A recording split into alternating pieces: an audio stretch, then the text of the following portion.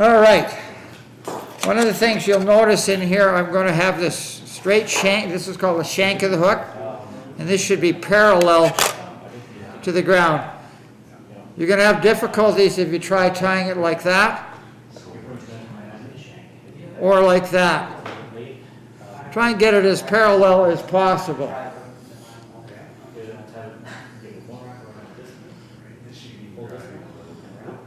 Okay, at this time now, I'm going to attach my thread to my hook so I can begin the tying process. I'm going to start up by the eye. I'm going to put the thread at about a 45-degree angle, and then I'm going to fold it over, whoops, and then wind it back. Do they have touching wraps?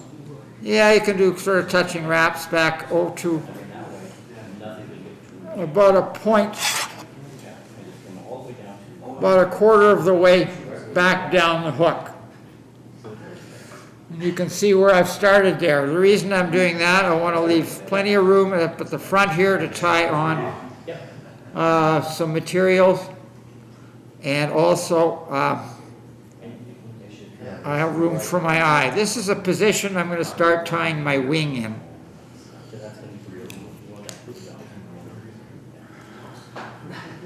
We're going to take these feathers like this, these wing feathers, and from each one I'm going to cut a slip of feathers out. And it depends on the size of the fly how many fibers you want on this. The larger the fly, I've cut a slip out here of that feather. And I'm going to do exactly the same thing with the other one, the other feather. I'm going to cut equally sized, and this is very important when you're tying these quill wing flies. You want these to be matched in.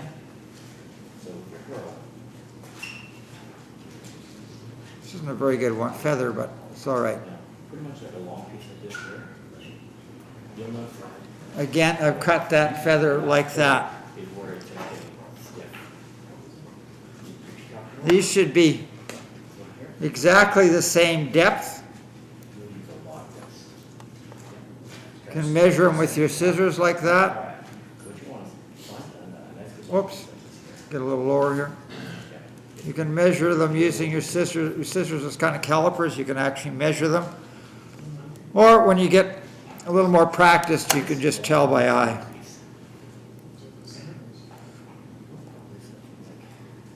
This particular fly, because it's going to be a dry fly, I'm going to have these feathers have a natural curve to them, and of course a pointy end, and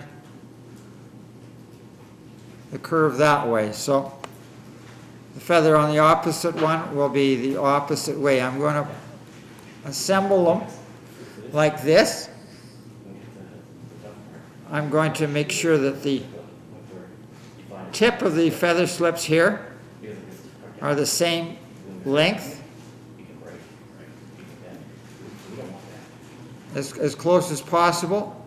I'm then going to take this feather here and lay it this way. I'm going to make a quick measurement. This feather, I want to tie this in so the wing is going to be about the same length as the hook shank for this fly. On dry fly fishing, it's really important to not get your wing too big or too small, because these flies actually are quite engineered. One of the reasons they all kind of look the same is because the proportions will have a great deal to do with how this fly lands on the water and floats. If your wings are too long, the fly will flop over on its side. It'll be unbalanced.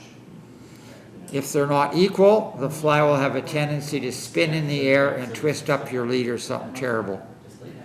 So you want to make sure this is the exact thing.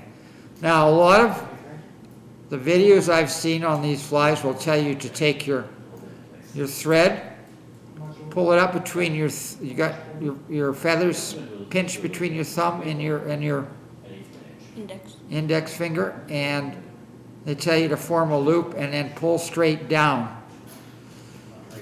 One of the tricks I've learned with tying these wings so that they don't split when you tie them together, and they don't kind of pleat up, which makes kind of a nasty, messy looking fly, is to actually raise the feather a little bit over top the hook shank, and I'm going to actually fold it under like that, back up around loosely, and then I'm going to drop it at that point, and I'm going to let the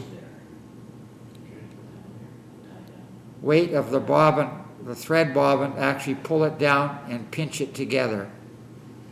Now, if you do this right, and I've done it wrong, you need to keep it between your thumb and index finger. Oh. So we want to get that under there, between my thumb and my index finger. You're doing this by, it's like tying in a mirror.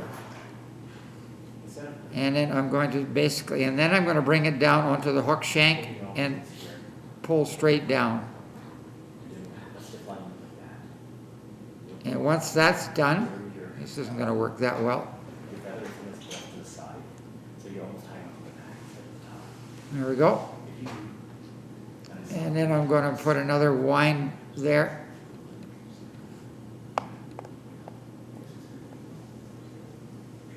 Once I've got that centered that way, I'm going to wind in touch turns towards the back of the hook.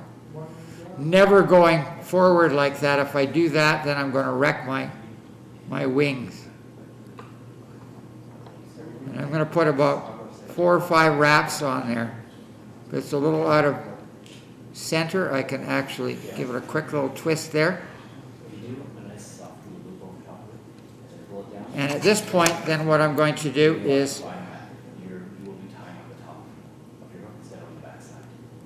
trim that butt end off the feather fibers.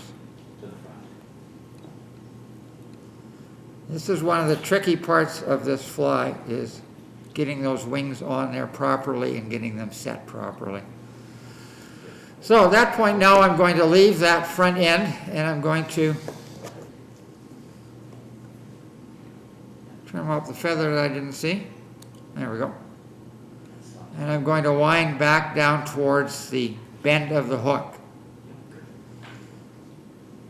So now I have these white feathers on the top here, pointed forward. I'm going to wind my thread right back, nice touch turns, right back to the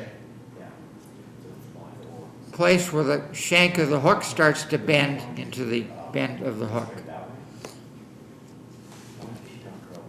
At this point, I'm going to take the pheasant tippet here, the golden pheasant tippet, and I'm going to tear out probably about 5 or 6 fibers off one of the feathers.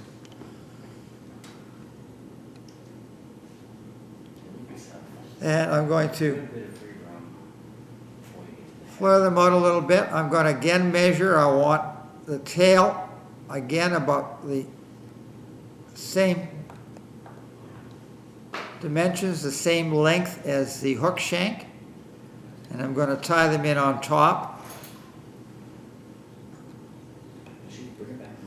And again, it is very important this tail isn't too long or too short. Trim off the excess there. And I can actually just do some quick kind of barber pole spirals out there to bind down any fibers that are sort of sticking out. Again, this tail should be in a good proportion. If it's too long, you'll have more issues with it floating properly. I'm going to take this floss off here, and you'll find it a little easier on a fly this size. I'm going to cut off about a few inches of this. You'll note that this This floss is made of several different strands, and usually about 4. This one is 4 strand. So I'm just going to take out one of these strands and I'm going to prepare it there and leave it. Then we're going to, actually I should have done this first. I'm going to take about,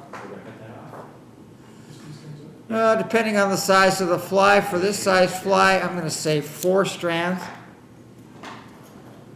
of 3 or 4 strands of this peacock herl. I'm going to kind of even up the tips because I want to tie this in by the tips. One of the things I'm going to do with this, because peacock herl is a little brittle, we're not going to need a lot of this there, so we can have a fairly short piece. So I can actually kind of tear it off to make up the ends even and get back down into a little thicker strand in there so it'll be a little stronger. I'm going to take my thread, wrap it around, bind that down, and run my thread up around, leaving a little room there. And what I'm going to do is with these things here, I'm going to actually give them a little bit of a twist, form a bit of a rope out of these things. This makes it a little bit stronger. And then I'm going to take that rope that I've twisted up, and I'm going to put a few wraps up there and form a little ball of herl at the back end. Now at this point I could actually cut this off and tie it in again because I'm going to use it, but a lazy way to do it is just to leave it on there, spiral your thread up here. And I should say something. On a lot of the fly tying videos I see of people tying this, they'll at this point tie in their floss to make their red body. I prefer to do it a different way. What I do is I wind up my tying thread up towards the eye. I reach the point where I want my red body strip to end, and that's where I'll tie in my floss. Floss can sometimes be a little tricky, particularly if you've got rough hands. You can kind of control it a bit by sort of dampening up the tip of it there, pinching it onto the hook shank, grabbing my thread and making a couple of wraps to tie it down. If this little end, this little tag end is sticking out here, I don't know if you can see that. You can see it there now. If it's a little long, you can clip it off. I think we're fine here with that little piece there. That's not a big deal. Then I'm going to take my floss and I'm going to wrap it backwards down along the shank of the hook in even touch terms as you can go. This stuff kind of flattens out into kind of a ribbony stuff. And at this point, I'll get back to the peacock herl butt end there.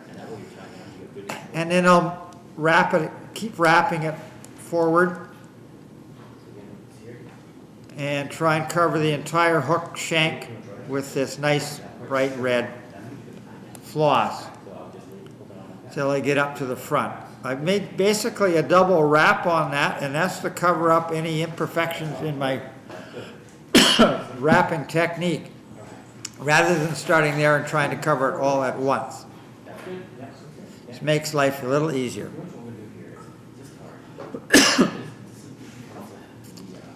So at this point,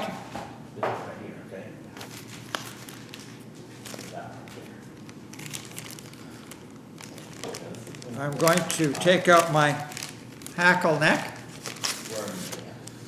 This is good quality, high quality, Alberta grown hackle from Howard's Hackle, who lives down and breeds his chickens, his roosters and chickens down in Didsbury. He sells a pretty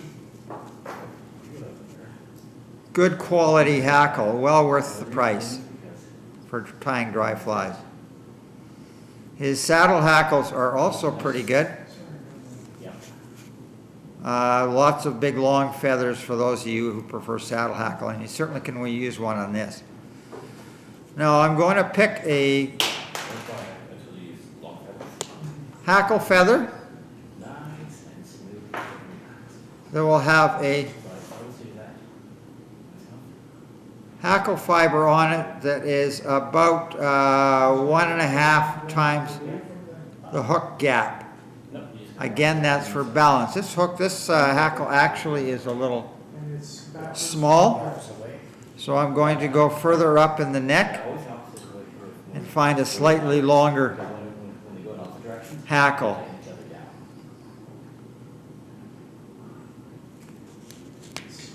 There's more suitable in size. Yeah, that's a little better. I'm going to kind of flare this out a little bit so I can get a good look at it.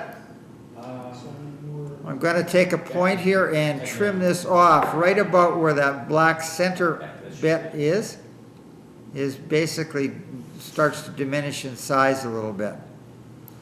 Now I could just strip this off with my fingertips. I'm going to, but I like to basically trim it up a little bit and leave some of the butt ends of the hackle out, and that's just so it actually purchases on there. When I use my thread on this, those little tiny barbs that I've left on there actually help the hackle stick on that. I'm going to move this to the back, and at this point right behind the wing I'm going to tie in this hackle. And I'm going to fold it forward. Actually, what I should show you here, something here. I'm going to unwrap that and start over.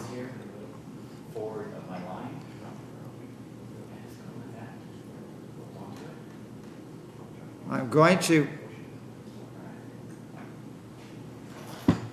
hackle feathers are basically curved. And depending on which way you want your hackles to stand out, whether facing forward or facing backwards a little, that will depend on how you tie them in. If you want your hackle feathers to face forward and give your fly a little more purchase on that, you would tie it in curved side up, concave side up.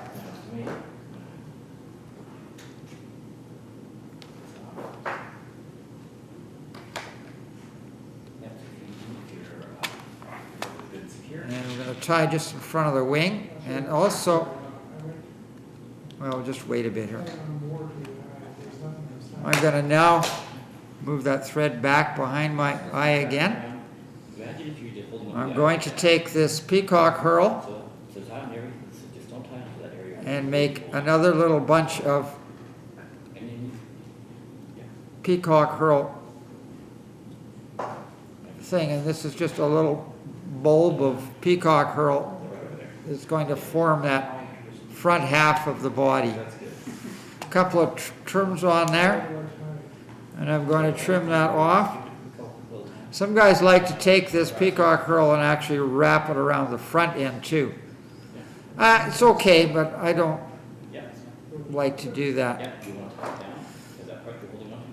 Now that I've got that tied in, I can go to the front here. I'm going to take my thread. I'm going to form a little dam to keep those wings to stand upwards. I'm going to flare them out a little bit by forming a figure-8 wrap between each side of my feather wings. Try not to mess it up too much.